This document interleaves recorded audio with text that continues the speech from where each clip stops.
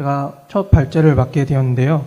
먼저 간략하게 아시아 산림 협력 기구를 처음 들어보시는 분들도 계실 것 같아서 간략히 설명드리면, 아시아 산림 협력 기구는 이제 한국 정부 주도로 설립된 조약에 기반한 정부 간 국제 기구입니다. 그래서 아시아권 내 그 산림 협력, 국가 간의 산림 협력을 도모하기 위해서 만들어진 기구고요. 현재까지 16개국이 참여하고 있습니다. 그리고 정부 간 국제 기구다 보니 그런 이니셔티브, 그냥 그 SDG라든지 아니면 UNFCC의 NDC 달성에 참여하기 위한 국제 협력도 같이 하고 있는데, 작년부터는 이제 자발적 탄소 시장도 충분히 활용해서 이런 레벨3 삼고자 이제 처음으로 산림 탄소 팀이라는 게 생겼고, 제가 그 팀의 이제 일원으로 참여하고 있습니다. 네. 보시는 바는 큰 목자고요. 전반적으로 이제 왜 지금 우리가 자발적 탄소 시장을 바라봐야 되는지에 대한 배경과, 그 다음에 자발적 탄소 시장이 지금 단순하게 그 거래 가격이나 거래량이 아니라 왜 지금 그렇게 변화하고 있는지, 그리고 가장 이슈가 된 아까 그 선생님께서도 말씀해 주신 무결성에 관련돼서 어떤 논의가 진행되고 있는지에 대해서 말씀드리겠습니다. 네, 제가 지난 1월에 이렇게 뉴스를 보다 보니까 BBC에서 이런 뉴스가 있더라고요. 작년 평균 기온이 이미 1.5도를 넘었다.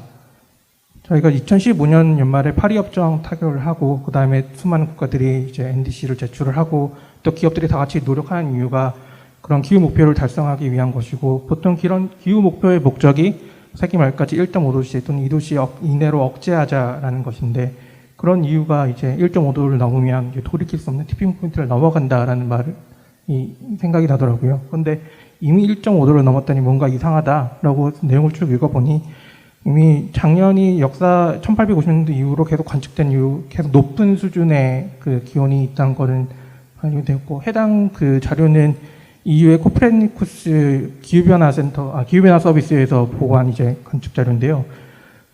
이렇게 지금 올라간 이유가 해수면의 온도가 높게 된 것도 있고, 또 엘니뇨의 영향도 있었다. 그래서 지금 올라간 그 1.5도씨 이상으로 작년에 올라갔지만, 이제 엘니뇨가 지나가고 나면 좀 떨어질 거다라고 하는데, 그래도 마음 한켠 어딘가는 벌써 이게 다가왔다고라는 충격이 들더라고요.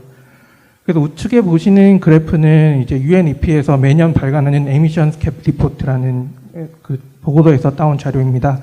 그래서 해당 보고서에서는 매년 이제 NDC가 얼마나 진전됐는지, 그리고 이제 2030년 또는 2050년을 전망으로 1.5도씨 또는 2도씨 이내로 억제하기 위한 그 감축 경로 대비해서 지금 NDC에서 표현되어 있는 조건부 또는 비조건부 감축 목표가 얼마나 갭이 있는지를 보여주는 발표 자료인데요.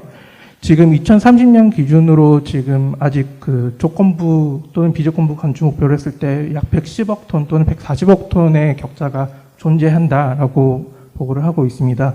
그래서 해당 자료는 이제 그 파리 협정의 당사국인 정부들이 제출한 NDC를 갖고 분석을 한 것인데, 지금 이 추세로 가서는 여전히 부족하다라는 걸 다시 한번 확인할 수 있었습니다. 네, 그래서 이런 국가의 탄소 배출량을 저감하기 위한 여러 정책 수단 하나로서 고려할 수 있는 게 이제 탄소 시장인데요.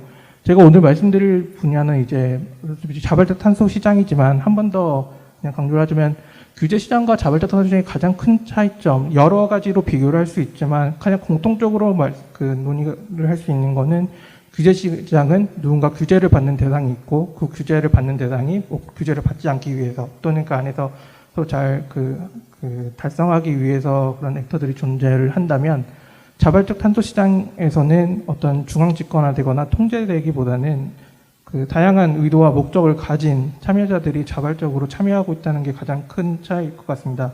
이걸 달리 표현하면 무슨 말이냐면, 제가 그냥 강조하고 싶은 점은, 자발적 그 규제 시장에서의 그 탄소 크레딧이나 아니면 탄소 배출권은 그 제도 내에서 인정받을 수 있는 정확한 1톤, 그리고 그걸 최대한 값싸고 많이 달성하는 게 중요할 것으로 보이지만, 그 자발적 탄소 시장에서는 꼭 그게 다만 아니다. 물론 이제 뒤에서도 말할 그 무결성에 대한 논의도 있지만, 그 어떤 다양한 의도를 가지고 참여하기 때문에 정확한 1톤도 중요하지만, 그 1톤이 어떤 의미를 가지는지에 대한 다양한 동기를 가진 참여자들이 참여하고 있고, 또 그에 따른 이제 생태계가 조성되고 있다고 볼 수 있습니다. 그래서 그걸 가장 극단적으로 잘 표현할 수 있는 예가 자발적 탄소 시장의 여러 가지 탄소 표준으로 말할 수 있을 것 같습니다. 그래서 예를 들어서 과거 교토체제의 CDM이라든지 또는 뭐 NDC에서 보고할 때는 뭐 국가 인벤토리의 산정에 관한 뭐 IPCC 지침이라든지 아니면 UNFCCC에서 뭐 합의한 아니면 또는 결정한 그런 반복론들과 사업 유형들을 따를 수밖에 없는데 자발적 탄소 시장에서는 저마다의 이제 그 주체들이 탄소 표준을 개발을 하면서 자기의 플랫폼을 제공하고 이제 방문론을 개발을 하고 또 그러다 보니 거기에 사업에 참여하는 사람들과 그걸 검증하는 그런 검증기관들이 참여하는 이제 생태계가 조성이 되는데요. 아까 다양한 동기가 있다고 하는데 극단적으로 예를 이제 들어보자면 좌측에 보이는 두 가지 중에 첫 번째는 이제 VCS 많이 이제 논란도 되고 거래량도 제일 많은 탄소 표준입니다.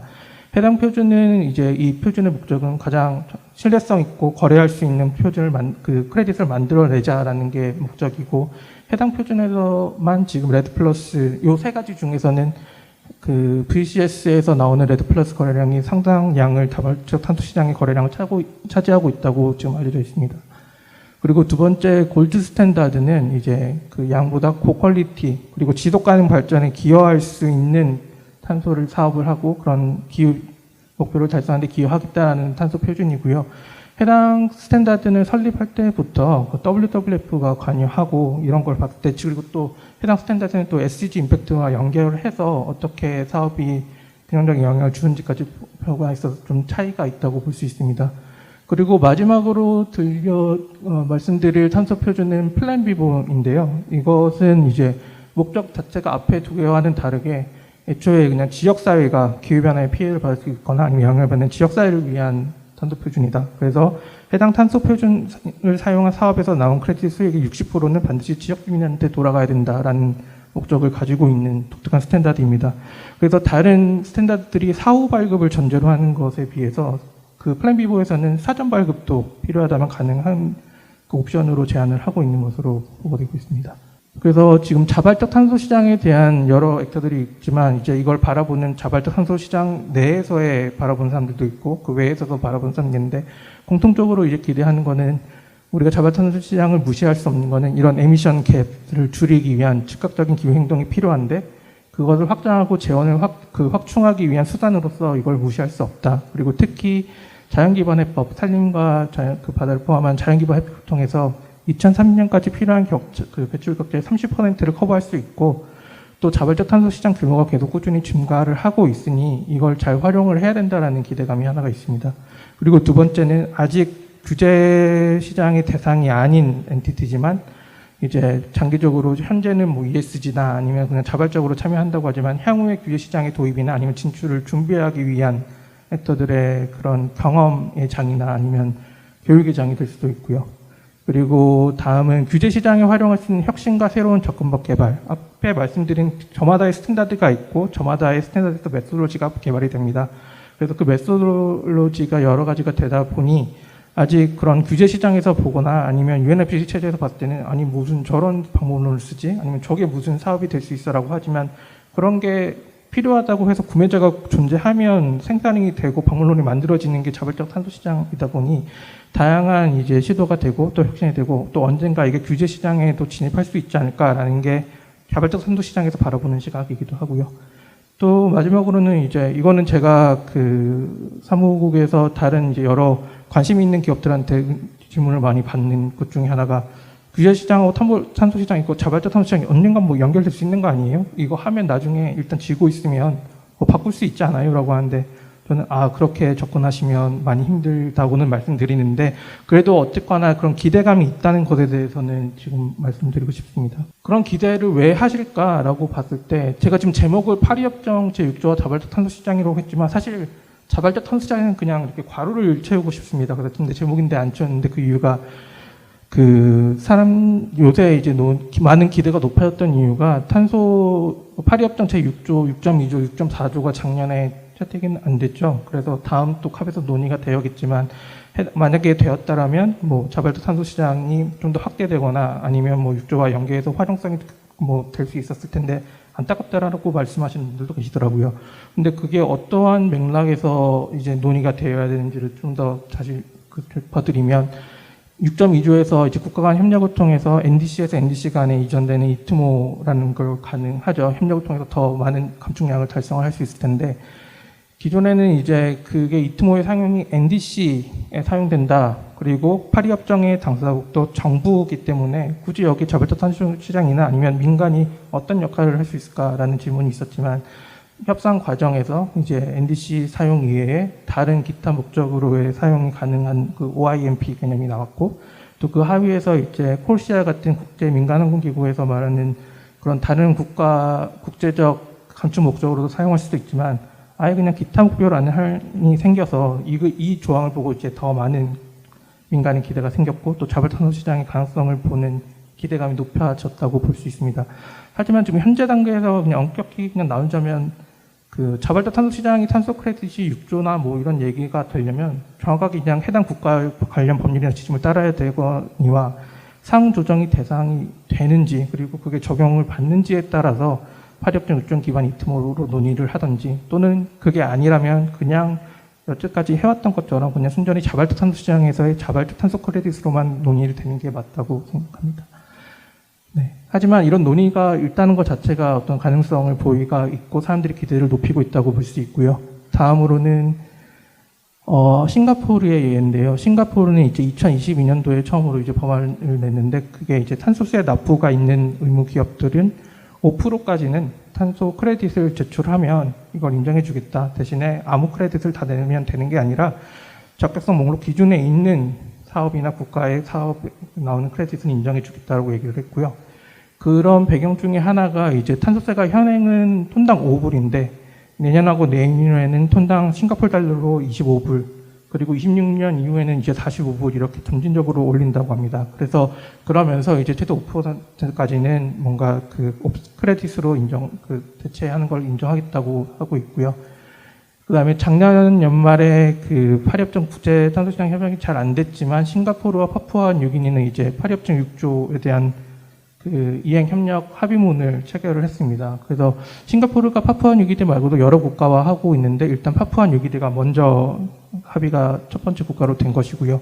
그리고 이에 따라서 이제 연이어서 12월 19일에는 이 ICC 프레임워크에서 인정해주는 탄소 크레딧은 적격 목록을 게시했습니다. 그래서 그 공시를 할 때 그 틀을 보면 제일 좌측에는 이제 그 사업이 이루어질 호스트 국가의 명단이 있고요. 그 다음에 인정하는 탄소 크레딧 프로그램 또는 탄소 표준이 있고요. 그 다음에 인정하는 방법론 또는 이제 섹터라고 보시면 될 것 같습니다. 그래서 각각의 탄소 프로그램의 방법론이 다 다르고 그 차이가 있지만 공통적으로 표현된 거는 2022년 3년 3월 30일 이전에 개발되고 활성화된 방법론을 따라야 되는데 이제 제외하는 방법론 또는 분야가 있는데 하나가 토지이용 및 산림 및 농업, 축산 폐기물 바이오가스, 원자력 에너지, 탄소 포집 및 저장 등 이렇게 아직 국제적으로 클리어하게 합의가 안 된 합의에 대해서는 아직 제외 사항으로 두고 있다고 합니다. 그러면서도 이제 그 공고에서 나와 있는 게 파푸아 뉴기니 이후에 호스트 국가는 추가적으로 계속 이제 앞으로 협상 결과에 따라 추가가 될 것이고 법률은 역시 그때마다 새로 고지가 될 것이다라고 논의를 하고 있습니다. 네, 그래서 지금부터는 이제 탄소 시장의 동향에 대해서 이제 말씀드리려고 하는데요. 여러 가지 그 에이전시에서 보고를 하고 있지만 저는 MSCI 카본 마켓이 제일 그래도 객관적으로 보여주고 있는 것 같아서 이 자료를 가져왔습니다. 그래서 지금 작년 기준으로 자발적 탄소 크레딧의 거래량 말고 발행량이 2억 7,700만 톤이 발행이 되었는데 이거는 이제 전년도 대비 25% 감소를 했다. 그래서 전년도에서는 3억 6천이었는데 작년에는 2억 7천으로 25% 4분의 1이 줄었는데 그 이유를 보자면 기존의 자발적 탄소 크레딧 발행량의 상당 부분이 차지를 하고 있던 게 이제 레드 플러스죠. 아무래도 이게 비용 효율성이 있고 대량의 크레딧을 받을 수 있다고 논의가 돼서 이렇게 거래가 많이 발행이 됐고 또 하나가 리뉴어블 신재생 에너지가 주요 그 발행량을 차지하던 섹터였는데 작년에 그 가디언지 그리고 또 여러 논문을 통해서 그 해당 두 섹터의 자발적 탄소 사업에 대한 이제 문제성이 이슈가 되면서 그 발행량이 줄었다라고 이제 보고서는 얘기를 하고 있었습니다. 네, 그럼에도 불구하고 이제 작년에 그러면 이 크레딧들이 그 발행된 크레딧을 누가 사용을 했는가에 대한 기업 목록입니다. 그래서 이 보고서는 이제 이 순위도 되게 중요하게 얘기를 하더라고요. 그거에 대해서는 클리어하게 이해를 못했지만 어쨌든 2022년도에는 1위가 델타항공이었는데 작년은 쉘로 바뀌었고 또 시장에서 탄소 사업 이제 참여를 해서 그 크레딧을 소각하고 사용하는 그 엔티티 양이 더 많아졌다. 그리고 이탈자보다 이제 조인하는 그런 기업들이 더 많아졌고, 또 사용하는 기업의 그 집중도도 작년에는 그 2022년 기준으로는 상위 10개 기업이 총 28개, 8%의 크레딧 양을 이제 소각했다면, 이번에는 그 비율이 좀 돌아서 좀 더 많은 액터들이 참여하고 있고, 예, 좀 더 활성화되고 있다라고는 보고를 하고 있었습니다. 그리고 이제 크레딧 가격은 이제 평균 여기서 가중평균과 그냥 일반 평균을 얘기하고 있는데요. 그래서 진한 색으로 된 이제 가중평균으로 말씀을 드리자면 이제 정년도 가격은 5.8불로 2022년도에 비해서 1.3불 감소했다. 그리고 이거에 대한 왜 그럴까에 대한 논의 역시 자발적 탄소 시장에 대한 신뢰성, 그리고 과대 발행량에 대한 이슈가 문제가 되었기 때문이다라고 얘기를 하고 있었습니다. 네. 그래서 역시나 이제 해당 그래프는 아까 이전의 슬라이드를 좀 더 나누어진 섹터별로 그래프를 표현한 것인데요. 그 에너지 효율 및 레드 플러스 사업의 그 거래 가격이 많이 떨어졌다. 그리고 이거는 아까 말씀드린 언론과 합계에서의 이런 방문론의 문제점이 제기되었기 때문이다라고 얘기를 하면서도 지금 그 진한 점선으로 된 것이 이제 평균 모든 그 프로젝트의 가격추이고, 그 다음에 연두색으로 된 게 보건과 관련된 AR과 목표주 관리가 포함된 것이고, 진한 녹색이 레드 플러스, 그 다음이 핑크색이 효율 개선 사업이라고 보았을 때, 이거 발표했던 그 MSCI 쪽에서는 이 레드 플러스와 에너지 에피션시 가격이 내려갔지만, 뭐 점선으로 봤을 때 이렇게 수렴하는 거 봐서는 자발적 산소 시장의 구매자가 딱히 그런 퀄리티의 그 영향을 받지 않고 구매를 하더라라고 또 이제 분석을 하던 것 같던데, 제가 봤을 때는 그냥 그 두 개 섹터의 거래량이 워낙 많았기 때문에 그렇게 된 것 아닐까라고 판단하고 있습니다. 그래서 좀 더 장기 전망으로 가면 이것은 이제 블룸버그의 NFA 자료인데요. 이제 극단적으로 말하면 아까 소장님께서도 말씀하셨듯이 자발적 탄소 시장은 지금 신뢰성 회복 여부에 따라 미래가 결정돼 있다. 또 원문에 따르면 좀 더 노골적으로 지금 도마 위에 올려져 있다라고 얘기를 하더라고요. 그래서 이제 미래의 자발적 탄소 시장의 수요 구조는 탄소 크레딧의 품질에 따라서 가격 시도가 바뀔 것이다.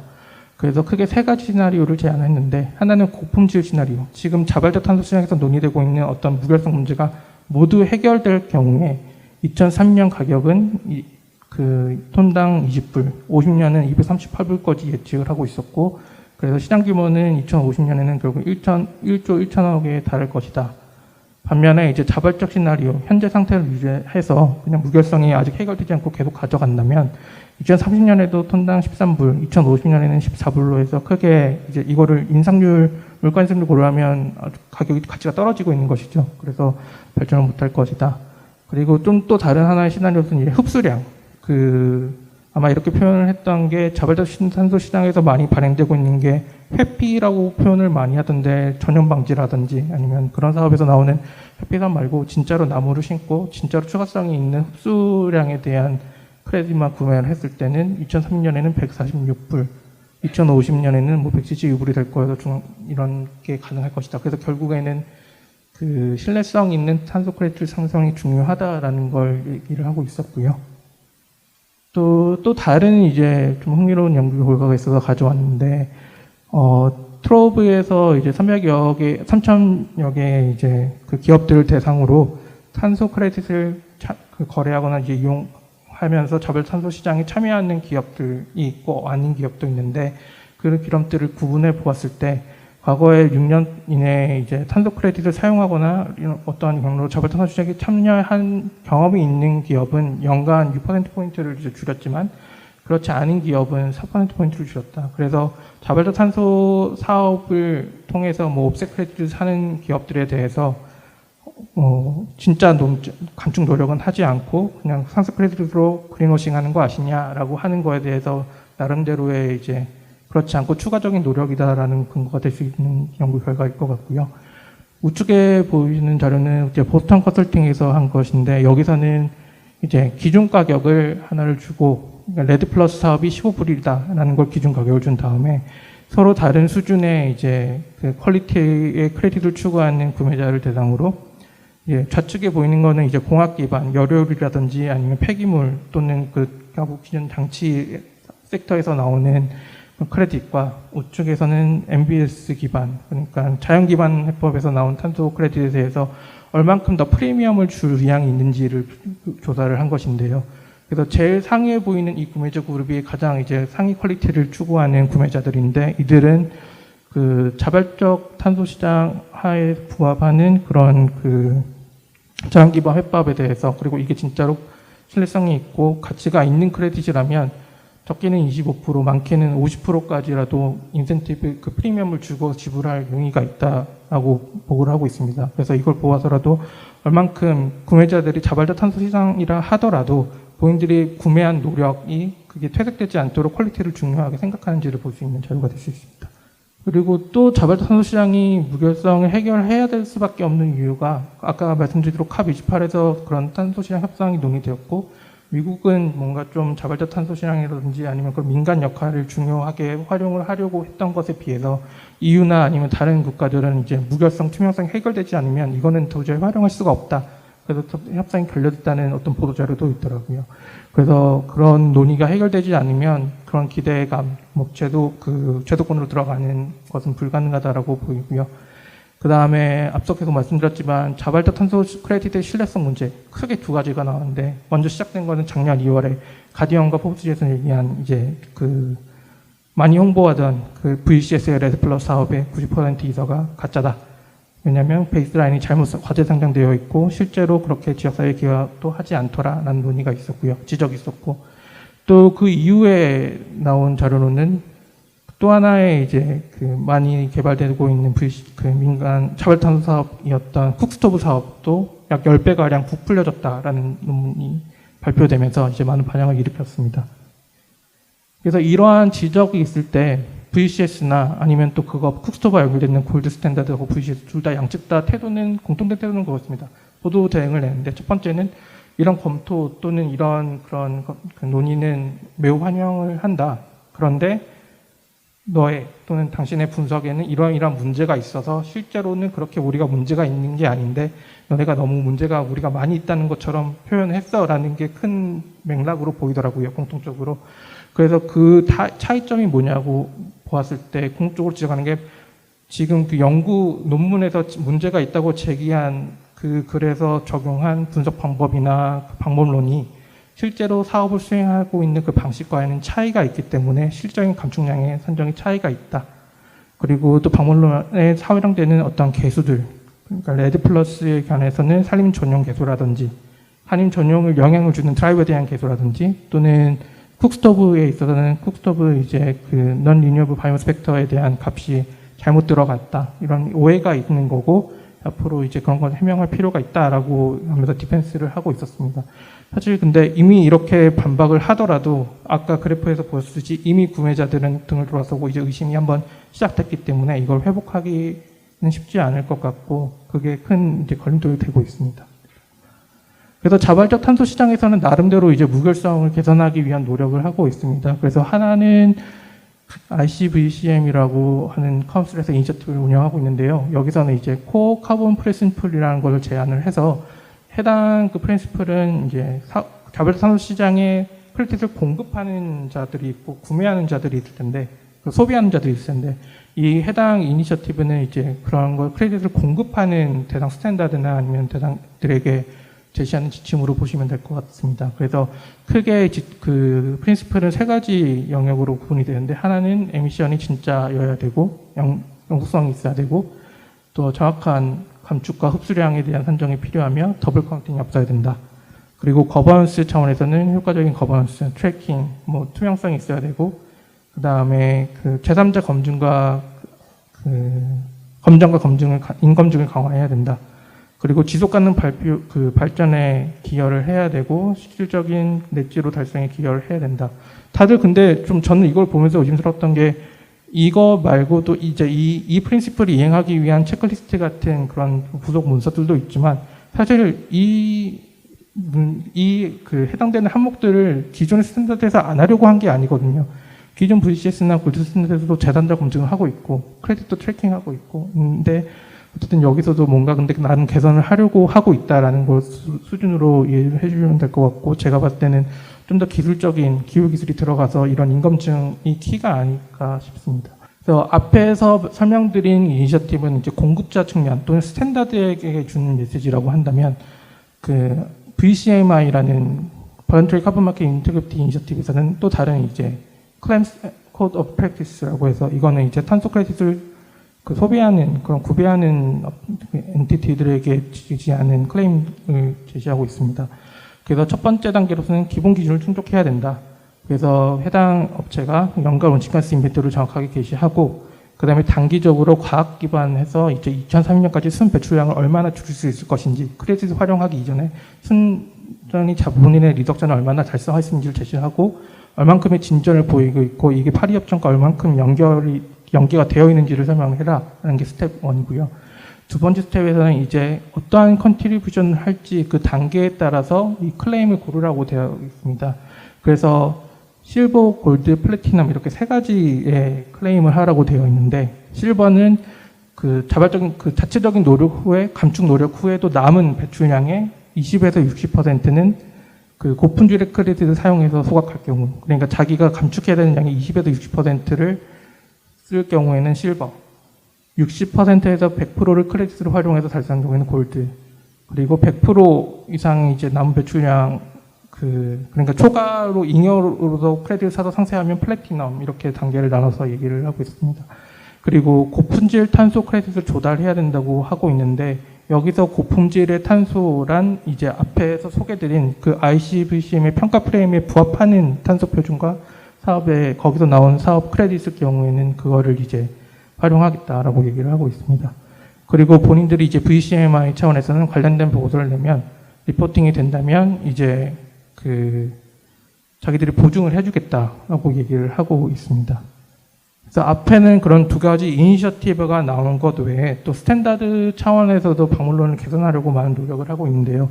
가장 최근에 발표되고 가장 예로 들만한 게 그 VCS의 레드 플러스 방문론이 개정되었다, 업데이트 되었다고 하는 것입니다. 그래서 간략하게 말씀을 드리면 이제 이게 베라에서의 자료인데 첫 번째는 기존의 전용 기준선을 각각의 사업자가 스스로 개발하고 제출했다면 이제는 베라가 직접 관리를 하겠다라고 논의를 하고 있고 가능한 최신의 기술을 활용하겠다.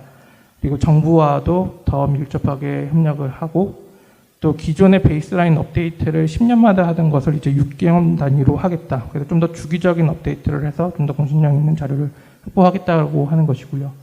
우측에 있는 것은 한 논문에서 따온 건데 예를 들어서 지금 파란색으로 나온 바운더리가 사업 대상지라고 했을 때 사업자는 저 사업 대상지의 컨트롤 지역을 구해서 베이스라인을 선정했다면 이제는 이런 주리스딕션 단위 그러니까 해당 사업이 포함되어 있는 행정단위 차원에서의 더 큰 규모에서의 베이스라인을 설정하고 그것이 그 사업에 할당되는 방식으로 사용을 하게끔 방법이 개정되고 있습니다.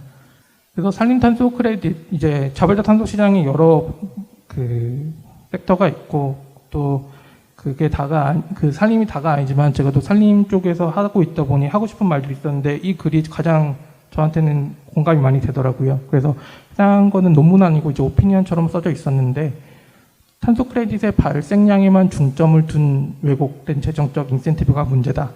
그렇기 때문에 기업들이나 아니면 사업자가 진짜로 보수적인 값을 제시를 하는 것이 아니라 많이 배출이 돼야지, 많이 크레딧을 확보해야지 많이 팔고 수익이 많이 났기 때문에 그런 잘못된 인센티브가 이런 문제를 초래하였으니 정확대한 대한 인센티브가 제공될 수 있도록 뭔가 제도적 보완이 필요하다라는 게 지적이 하나 있었고요. 두 번째는 저마다 방법론이 새로운 방법론을 개발을 하고 또 표현들을 마련하고 있는데 이걸 검증하고 이제 표준화하기 위한 어떤 노력이 필요하다. 이게 앞에 나와 있던 그 ICVCM의 맥락과 비슷하다고 보입니다. 그리고 또 하나는 이제 탄소 사업에서 가장 문제점 중에 하나가 이거를 안 했어도 이루어질 감축이었는데 이거를 사업을 해서 감축했다고 주장하는 그런 추가세 입장의 문제가 있습니다. 그래서 저자는 사회연구과학 기법이 많이 개발을 되었으니 대조고를 선정하든지 아니면 관련된 추가성 입증을 할 때 이런 기법을 충분히 활용해야 된다고 지적을 하고 있었고요. 그 다음에 또 하나 저자가 아쉬워했던 거는 산림탄소가 비용소성이 문제가 있죠. 이게 바이오매스이기 때문에 올해는 뭐 10,000톤을 흡수했다고 하더라도 이게 자연적으로 또는 인위적으로 분해되거나 또는 소실될 수 있습니다. 그런 비용소성 문제가 있긴 하지만 지금 당장 우리가 달성해야 될 감축량 또는 흡수량을 고려를 했을 때 이 산림탄소의 비용속성에만 집중하기보다는 온실가스를 이제 지금 흡수를 함으로써 또는 배출을 지연함으로써 얻는 그런 단기적인 버퍼로서의 기능도 충분히 살려야 된다. 그런 가치를 고려해야 한다고 지적을 하고 있습니다. 그리고 또 하나 그 레드플러스 사업에서 많이 문제가 됐던 게 지역사회에 대한 수익 배분 문제였습니다. 그래서 실제로는 사업자 또는 관련된 정부 관료가 그 탄소 관련된 수익을 갖지만 실제로 지역 주민은 혜택 받은 게 없고 오히려 거주권을 뺏기고 이주를 해야 됐다. 뭐 그런 논의도 많이 나오는데요. 지금 디지털 결제나 블록체인 검증이 그런 그 오지나 또는 그 열대림이 어떻게 적용될 수 있지는 미지수긴 하지만 그래도 어쨌든 지금 디지털 결제 및 블록체인 검증 등의 기술이 많이 개발되고 있고 또 아무리 요새는 오지에 가더라도 웬만한 분들이 다 핸드폰을 하나씩 갖고 있습니다. 그래서 그런 것들을 고려를 했을 때 저소득층 지역이 실제로 혜택을 볼 수 있고 그런 약속이 지켜졌는지를 검증하기 위한 블록체인 기술도 적극적으로 넣어야 되지 않을까라는 게 이제 저자의 말씀이었고요. 제가 이제 이런 것들이 저는 이제 기후 기술을 잘 모르지만 그래도 이런 것들이 왠지 관련이 될 수 있을 것 같다라고 지금 말씀을 드리고 있습니다. 네. 그리고 요거는 하나의 그냥 또 기후 기술을 어떻게 전달을 할 수 있을까? 산림탄소 사업에서라고 늘 그런 게 고민을 해봤는데 작년에 그 아시아 산림협력기구가 작년에 유럽에서 저희 총장님하고 에이콘이라는 라오뱅크 유럽 그 네덜란드의 농협 같은 은행이라고 하는데요. 거기서 맞는 탄소 프레임워크에 참여하게 되었습니다. 그래서 이 해당 프레임워크에서 하고 있는 방식이 산림탄소 사업을 개발할 때 기술 패키지를 가장 잘 전달하고 있다라고 생각이 되어서 갖고 왔는데요. 해당 사업은 이제 혼농업에 기반한 탄소 크레딧을 생성하는 것고 해서 그 지역 주민의 생계 개선을 시키는 것을 목적으로 하고 있습니다. 그래서 사업에 참여할 수 있는 대상 농부는 0.1에서 10헥타 이내에 그 농지를 보유한 농부여야 하고 해당 농부들이 이제 참여 의사를 그 확인하고 관련된 절차를 통해서 기존의 모노플랜테이션에서 이제 혼농입업 체계로 넘어하는 그 인센티브로서 나무를 심어서 생기는 탄소 크레딧을 지역 주민한테 환원한다는 모델을 갖고 있습니다. 그래서 여기 보시면 나무 실제로 그 농부들이 나무를 심고 나면 이거에 대한 MRV는 로컬 파트너 또는 에이콘 자체에서 이거를 수행하게 되는데 그 중에 이제 이렇게 해서 판매되는 크레딧 수익의 80%는 직접 농부에게 가도록 설계가 되어 있습니다. 그래서 이런 플랫폼을 제공하고 또 기술 제공하는 에이콘은 10%를 가져가고 또 이거를 이행하는데 현장에서 같이 협력하고 사업을 이행하는 로컬 파트너가 10% 그리고 80%는 지역 주민이 가져가도록 설계가 되어 있습니다. 네, 이걸 좀 더 풀어서 설명드리면 에이콘에서 제공하고 있는 거는 이제 아까 말씀드린 카본 스탠다드를 제공을 하고 있고요. 그 다음에 카본 스탠다드를 개발할 때 필요한 어떤 그 문서 작성이라든지 아니면 위상영상 분석 또는 인목조사에 필요한 그런 그 초기에 필요한 재원을 이제 제공해주고 있습니다. 그리고 그런 관련 기관과 또 파트너십이 갖고 있어서 그거를 제공해주고 있고요. 그리고 지금 아시아 산림협력기구는 이제 회원국들과 함께 그 참여 의향을 밝힌 국가를 대상으로 해당 국가의 농부들과 함께 이제 해당 사업에 참여할 수 있게끔 혼농유업 자체에 대한 조언과 그 다음에 그 정부 간의 그런 그 협력, 연계, 거버넌스, 그 다음에 계약건들 이런 그 거래 비용들을 다 커버해주고 있습니다. 그래서 지금 에이콘이 유치한 재원이 이제 그랜트성도 있고 투자금도 있지만 가장 이제 홍보를 많이 하던 게 마이크로소프트와 스탠다드 차터드에서 이제 구매 의향을 받고 있기 때문에 여기서 산소 다니는 크루라고 하는데 이 크루가 나오면 얘들이 살 준비가 되어 있다라고 이렇게 많이 적극적으로 홍보를 하고 다니고 있습니다. 그래서 가장 최근에 거래된 것 중에 가장 낮은 가격으로 거래된 게 20유로 1톤당 그리고 최대 비싸게 판 게 31유로라고 얘기를 하고 있습니다. 그래서 아까 제가 그 기후기술 패키지를 제일 잘 쓰고 있는 사례인 것 같다라고 말씀드린 이유가 일반적으로 이제 자발적 탄소 시장에서 탄소 사업을 개발을 할 때 액터들을 보시면 사업 제안자가 있고 사업을 개발해 주는 사람, 컨설턴트를 쓰죠. 그래서 이분들이 PDD를 개발을 하고 또 MR에 필요한 활동들을 수행하게 됩니다. 그리고 사업 수행자가 중요하고 이제 사업 크래시 나오면 이제 이것을 구매하고 중개하는 액터들이 참여하게 되는데요. 그래서 좌측에 보시면 저 플로우가 이제 사업 개발한 절차가 됩니다. 그래서 사업 제안을 하고 설계한 다음에 사업을 수행하고 나서 인검증 받고 크래시 발행되면 이렇게 거래가 되는 건데 기존사에서는 각각의 이제 액터들이 처음부터 같이 오는 게 아니라 사업 제안자 하나씩 모아야 됩니다. 사업 투자도 구해야 되고 어떤 스탠다드를 정할지도 찾아야 되고 또 어떤 컨설턴트한테 PDD 작성을 맡길 것이며 누구한테 팔 것인지를 일일이 다 찾아야 되는데 에이콘에서는 그것을 부담을 많이 줄여주더라고요. 첫 번째는 스탠다드를 본인들이 이제 적극적으로 그 사업 개발을 할 때 필요한 문서 작성에 많은 도움을 주고 있는데 에이콘 자체가 이제 스탠다드를 개발했다기보다는 에이콘이 플랜비보하고 앞서 설명드린 플랜비보하고 제휴를 맺었습니다. 그래서 에이콘 사업에 대한 어떤 탄소 관련된 그런 인증 검증 이슈는 그 플랜비보의 스탠다드를 준용함으로써 그걸 부담을 많이 줄이고 있고요. 그 다음에 위성 영상 분석이라든지 아니면 매목조사, 산림 쪽에서 이제 매목조사를 해야 되는데 그 교차 검증, 인목조사를 해야 되는데 그 경우에 이제 그 사업자가, 제안자가 직접 그걸 수행하기보다는 에이콘 자체에서 저걸 수행하기 위한 파트너를 또 별도로 유치를 하고 있었습니다. 그래서 에이콘과 제휴를 맺은 현장 조사 전문가 집단, 에이콘과 그 파트너 파트너 관계를 맺은 위성조사 팀, 이렇게 패키지로서 제공을 하더라고요. 그렇기 때문에 실제로 사업을 참여하는 농부들 입장에서는 실제로 그냥 원래 기존에 하던 대로 그 농업 활동을, 혼농임업 활동을 하든지 또는 농업에서 혼농임업으로 전환을 하는 그 노력만 해주면 해당되는 노력은 이제 나머지 플로우를 통해서 될 수 있도록 설계가 되어 있다는 것 점에서 좀 이렇게 뭔가 레디메이드된 기술을 제공하는 것이 민간, 특히 이제 산림 쪽이나 아니면 그 MBS 쪽은 개도국들이 많이 있는데 이런 접근이 가능하지 않을까라고 설명드리고 싶습니다. 네, 감사합니다.